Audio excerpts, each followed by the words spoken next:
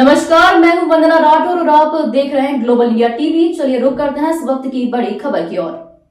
जबलपुर में स्थानीय निधि संपरीक्षा के जबलपुर क्षेत्रीय कार्यालय में हुए अधिक भुगतान और गबन के मामले में कर्तव्यों को गंभीरता से न लेने तथा कार्य संपादन में लापरवाही बरतने पर संभागायुक्त अभय वर्मा ने सहायक संचालक प्रिया बिश्नोई को तथा कलेक्टर दीपक सक्सेना से ने ज्येष्ठ संपरीक्षक सीमा अमित तिवारी को निलंबित कर दिया है।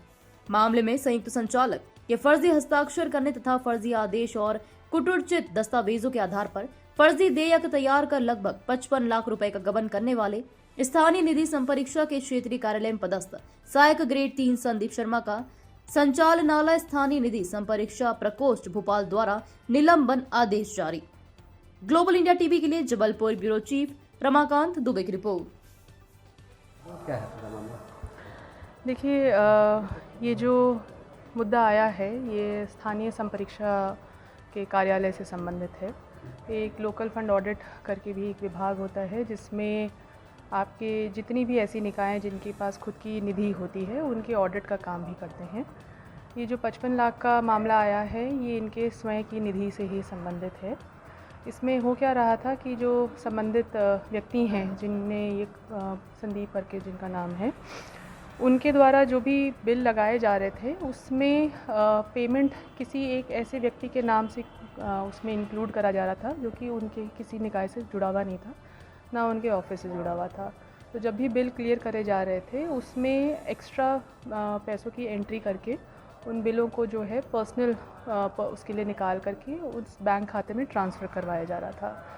इस के संबंध में एक डिटेल्ड सर्कुलर ऑलरेडी फाइनेंस विभाग की तरफ से जारी है जिसमें किस प्रकार की कार्यवाही और किस प्रकार से जांच की जा रही होती है उसमें करा जाता है।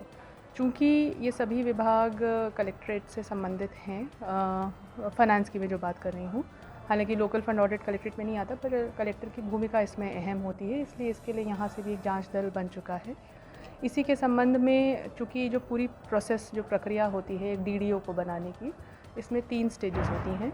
एक क्रिएटर की स्टेज होती है जिसमें ये व्यक्ति जो संबंधित हैं उनका रोल था, इस पे एक वेरीफायर भी होता है और उसके बाद ये अप्रूव करने के लिए आखिरी अंतिम स्टेज में आता है जहाँ पे मुख्य जो अधिकारी होता है उसके सिग्नेचर्स या जिसके डिजिटल सिग्नेचर्स का उपयोग करा जाता है। क्रिएटर और वेरीफायर की भूमिका बहुत इंपॉर्टेंट हो जाती है क्योंकि बिल वहाँ से बन करके पहली बार वहाँ जाता है और वेरीफायर उस बिल को वेरीफाई करता है।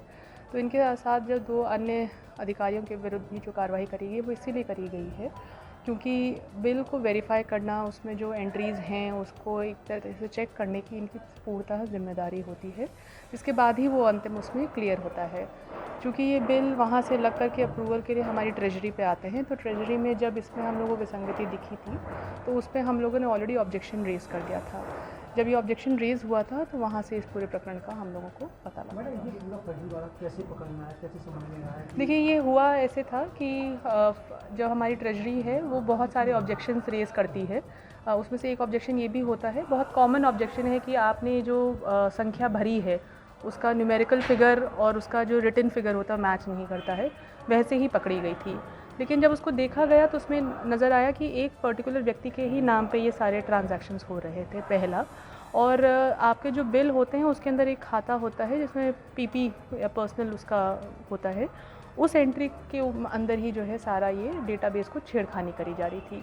तो जब पिछले साल के जो इसमें निकाले गए थे तो हमारे ट्रेजरी ऑफिसर्स ने ही ये चीज़ पकड़ी जिसमें बताया कि कैसे 1 साल के अंतर्गत कुछ 4-5 बार के माध्यम से ये पैसा जो है किसी अन्य व्यक्ति के नाम पे उसने ट्रांसफ़र कर दिया था और यहाँ से निकाल करके उसके बैंक खाते में जमा हो जाता था। ये क्या इनका रिलेटिव ही थे कि और जानकारी में जो है वो है कि वो इनके रिलेटिव ही थे। ये कितने लोगों के खिलाफ उस पर कार्रवाई की गई और ये पैसा कैसे निकाल के किस तरह से यूज़ करते थे? देखिए, यूज़ का तो अभी नहीं पता कैसे करते थे कि हो सकता है अपने पर्सनल पर्पस के लिए करते हों, पर निकालने का तरीका बहुत सिंपल होता है। जब ट्रेजरी से एक बार बिल अप्रूव हो जाता है तो उसका पेमेंट हो जाता है, जैसे सैलरी ही जैसे आप बोलते हैं, तो वो आपके अकाउंट में जो है खाते में आ जाती है।